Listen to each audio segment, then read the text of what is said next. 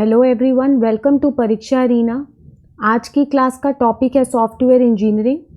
तो हम पहले क्वेश्चन से स्टार्ट करते हैं। In dash testing only the functionality of the software module is tested. किस टाइप की टेस्टिंग में सिर्फ हम सॉफ्टवेयर मॉड्यूल की फंक्शनैलिटी को टेस्ट करते हैं? Options are A white box testing, B black box testing, C gray box testing and D none of these. So the correct answer is B, the black box testing. Black box testing में सिर्फ software की functionality test करी जाती है and in white box testing हमें internal structure जो है software का वो नोन होता है।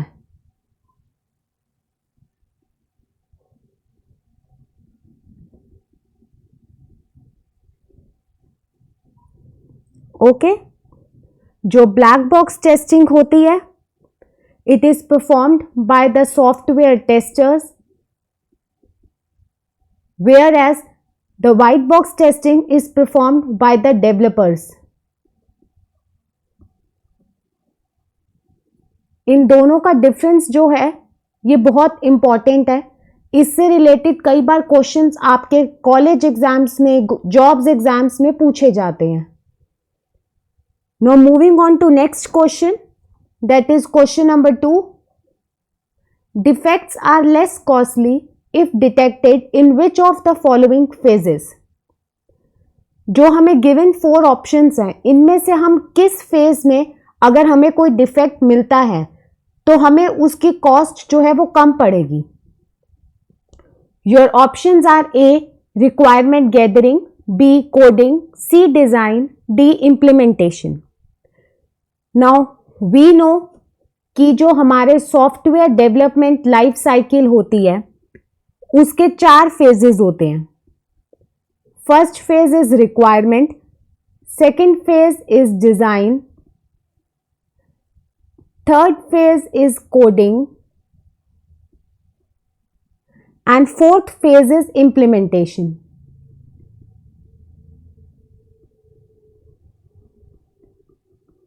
इस क्वेश्चन में वो पूछ रहा है कि इनमें से किस फेज में हमें कोई भी अगर डिफेक्ट्स मिलेगा तो वो लेस कॉस्टली होगा।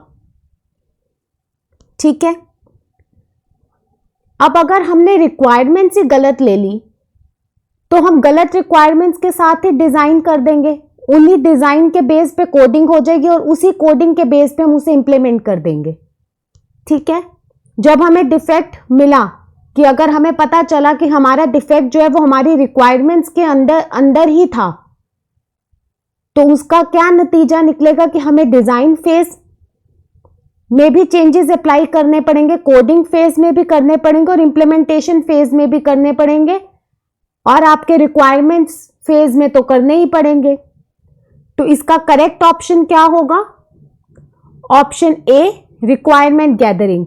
तो अगर हमें रिक्वायरमेंट गैदरिंग के वक्त ही अगर हमें पता चल गया कि इसमें ये डिफेक्ट है तो हम आगे मूव ऑन ही नहीं करेंगे, तो यहीं पे हम उस डिफेक्ट को रिमूव करने की कोशिश करेंगे तो हमारी उसकी कॉस्ट भी कम आएगी।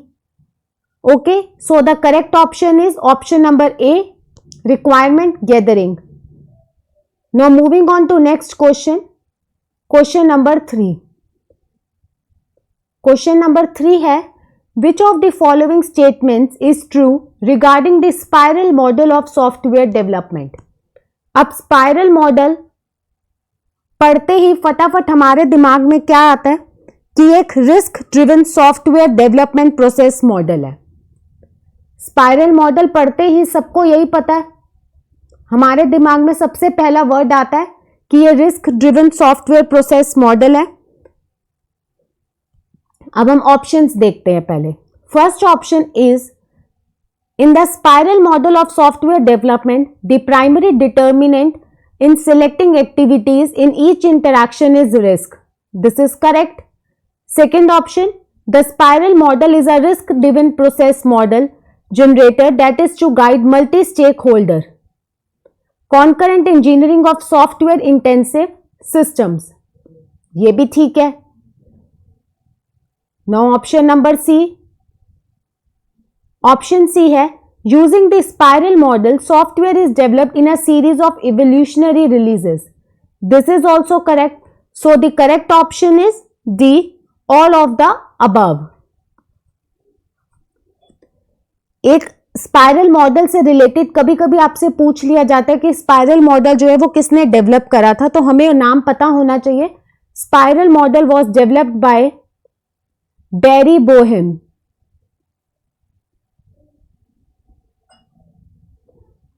Okay. Now moving on to question number 4.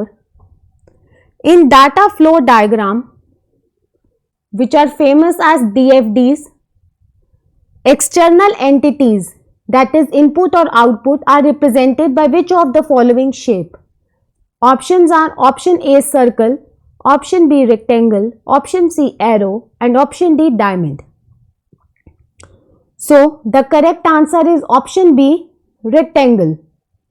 जब भी हमने कोई एक्सटर्नल एंटिटीज जिसमें हम कोई इनपुट या कोई आउटपुट दिखा रहे हैं तो हम रेक्टेंगल यूज करते हैं, और जब हमने कोई प्रोसेस दिखाना होता है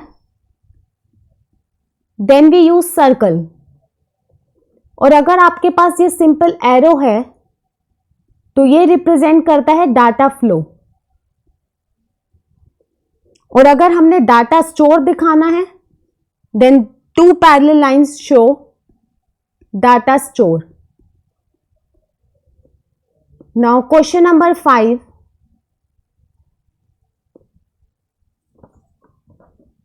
SRS document is dash between customers and developers. अब पहले तो SRS की फुल फॉर्म, SRS क्या होता है? SRS stands for Software Requirements Specification.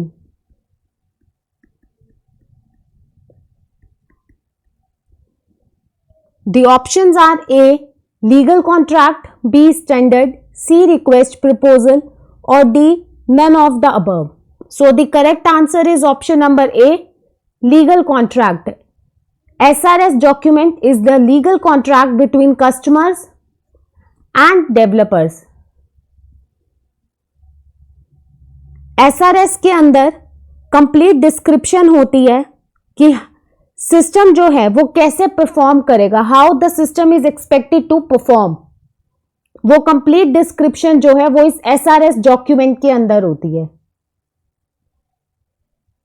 Now question number 6. Which of the following is not a step of requirement engineering? Options are option A, elicitation, option B, design, option C, analysis, and option D, documentation. Requirement engineering के 4 crucial process steps होते हैं. वो कौन कौन से 4 steps होते हैं? First step is requirement elicitation, second is requirement analysis, third step is requirement documentation, and fourth one is requirement review. Elicitation ये ऑब्वियसली रिक्वायरमेंट इंजीनियरिंग का स्टेप है, एक फर्स्ट स्टेप ही है. रिक्वायरमेंट डिजाइन, रिक्वायरमेंट एनालिसिस ये second step है. Requirement documentation is third step of requirement engineering. So only option left is design. So the correct answer is option number B, design. Design is not a step of requirement engineering. Design itself is a different phase of software engineering. Now question number 7. Which one of the following is not desired in a good SRS document? Options are A, functional requirements, B, non-functional requirements, C, goals of implementation, and D, algorithm for software implementation. अब SRS document obviously उस पर गोल तो होगा ही कि हम उसको बना क्यों रहे हैं, हमने वो सॉफ्टवेयर डेवलप करना क्यों है, उसका कोई ना कोई एम गोल तो होगा ही। तो ये तो डिजायर्ड फीचर है गुड एसआरएस डॉक्यूमेंट का। अब हम देखते हैं फंक्शनल रिक्वायरमेंट्स क्या होती हैं। फंक्शनल रिक्वायरमेंट्स जो होती हैं, they are basically the requirements जो यूजर स्टेट करेगा, जो यूजर जिन रिक्वायरमेंट को फाइनल प्रोडक्ट में देखना चाहता है, यूजर जिन रिक्वायरमेंट्स को अपने फाइनल प्रोडक्ट्स में देखना चाहता है, उसे हम कहते हैं फंक्शनल रिक्वायरमेंट्स। या आप कह लो कि फंक्शनल रिक्वायरमेंट्स जो है, they helps to verify the functionality of software. They helps to verify the functionality of a software. Fine. Now what are non functional requirements? Non functional requirements जो होती है, they are basically the quality constraints.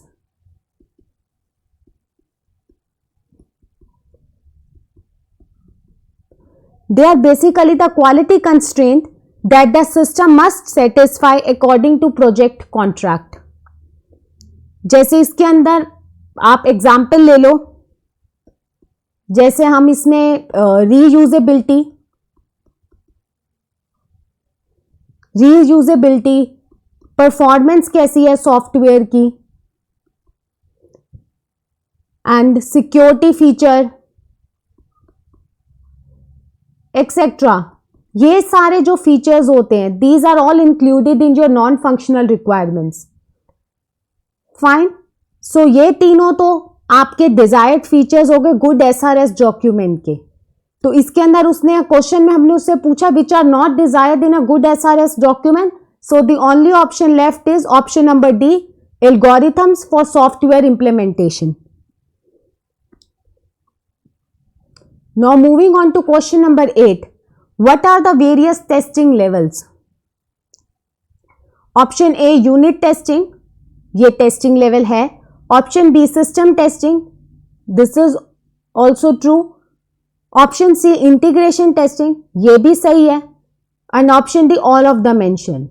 So the correct answer is option number D. ये सारे ही testing levels हैं. Now moving on to question number 9. The requirement analysis is performed in, options are option A system design phase, option B system development phase, option C system analysis phase and option D system investigation phase.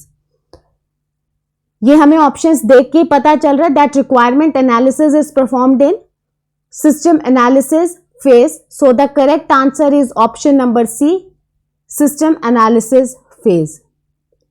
Now question number 10.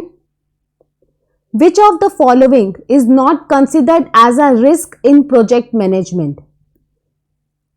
इस question में इन 4 options में से ऐसी कौन C option है जिसे हम as a risk consider नहीं करते एक प्रोजेक्ट मैनेजमेंट में?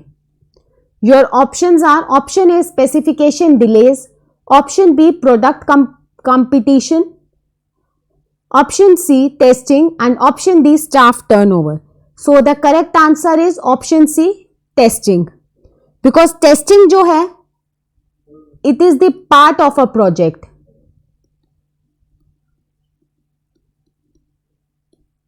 It is part of the project, इसलिए हम इसे एज अ रिस्क तो कंसिडर कर ही नहीं सकते क्योंकि ये तो प्रोजेक्ट का एक पार्ट है, तो हम इसको रिस्क तो कभी कंसीडर कर ही नहीं सकते. Now question number 11. Which of the following is not used in measuring the size of the software? Given options में से किसे हम सॉफ्टवेयर के साइज मेजर करने के अंदर यूज नहीं करते हैं? And options are KLOC, which are thousands of lines of codes, B function points, C size of module और D none of the mentioned. इसमें से आपकी 1000 lines of codes and function points जो हैं, they both can be used as size measurement for measuring the size of the software. ये तो software का size major करने के लिए यूज होते हैं. डी में कुछ है ही नहीं, तो ऑप्शन सी आपका जो रिमेनिंग ऑप्शन है वो आपका करेक्ट आंसर है, that is size of module जो है is not use in measuring the size of the software. Now last question, that is question number 12. Alpha testing is done at A. developers end, B. users end, C. developers and users end both, or D. none of the mentioned. So the correct answer is option number A, developers end. Alpha testing developers end पे होती है और alpha testing करी क्यों जाती है? Alpha testing is done to identify bugs before releasing the product to real user और public. ये बग्स को आइडेंटिफाई करता है प्रोडक्ट की रिलीज से पहले, before product release to real users. Okay, and एक आपकी होती है अल्फा टेस्टिंग के साथ, एक हमेशा आपका क्वेश्चन इसके जैसा एक और भी पूछा जा सकता है कि बीटा टेस्टिंग जो होती है वो कहां परफॉर्म करी जाती है. सो the correct answer is beta testing is always perform at and user of product. मतलब कि बीटा टेस्टिंग जो है वो रियल यूजर उसे टेस्ट करता है in real environment. Alpha testing हमेशा बीटा टेस्टिंग से पहले होती है.